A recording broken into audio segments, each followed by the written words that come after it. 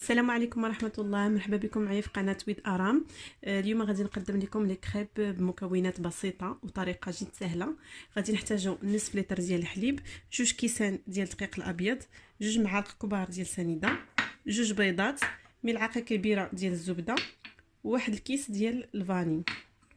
غادي نبداو بسم الله. غادي ناخدو الخلاط ديالنا،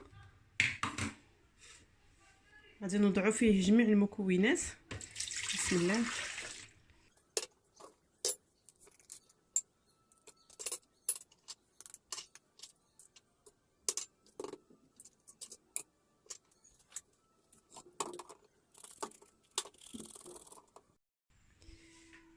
بعد ما وضعنا جميع المكونات غادي نضيف واحد القبصه الملح.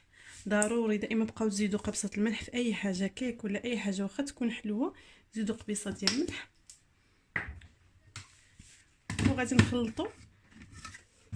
وغادي نخلطوا بالخلاط حتى تنسجم لينا المكونات مع بعضياتها. بعد ما خلطنا الخليط ديالنا تقريبا واحد 30 ثانيه، غادي ناخذوه ونوضعوه في واحد الاناء.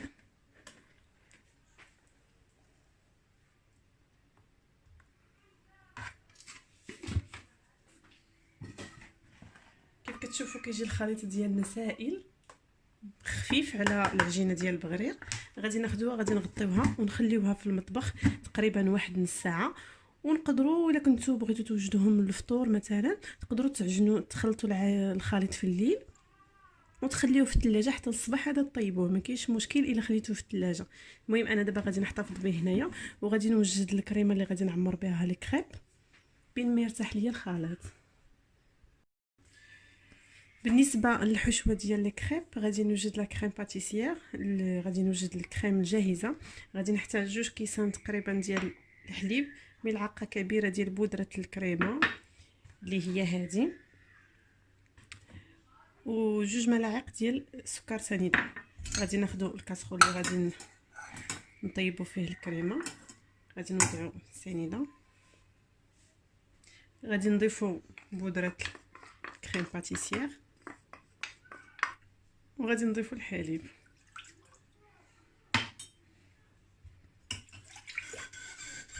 غادي نحركو مزيان وغادي نوضعوها على نار مهيله ونبقاو مع التحريك حتى توجد لينا الكريمه ديالنا، ونتلاقاو من بعد. هنايا الكريمه ديالي وجدات. كيف كتشوفوا راني كنخليها تكون مطلوقه شويه باش هكذا ملي كتبرد كتجينا سهله باش اننا نسرحوها في لي كريب.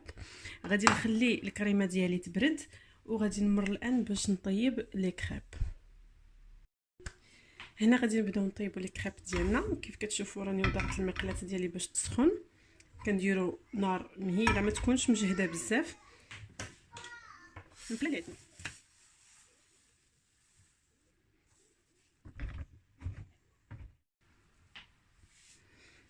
غادي نقلبوا الكريب. يفوا كنشوفوا هاد الجنيبات هادو هكايا بداو كيطلعوا، صافي كنعرفوا الكريب ديالنا بلي راه طابت من التحت. غادي نحاولوا اننا نقلبوها ونخليها طيب على الوجه الاخر. هنايا الكريب ديالنا هما وجدوا. غادي نجيب دابا لا كريم اللي خليتها تبرد، غادي نعمرهم ونوضع فيهم البنان. تقدروا تستعملوا اي حشوه عندكم، تقدروا تستعملوا صوص الشوكولا، تقدروا تستعملوا الكونفيتور ديال الفريز او المشماش او اي حاجه عندكم تقدروا تعمروا بها. انا هنايا اختاريت باش نستعمل هاد لا كريم باتيسيير، وغادي نعمرو بالبنان ونزوقو من الفوق بلا صوص الشوكولا.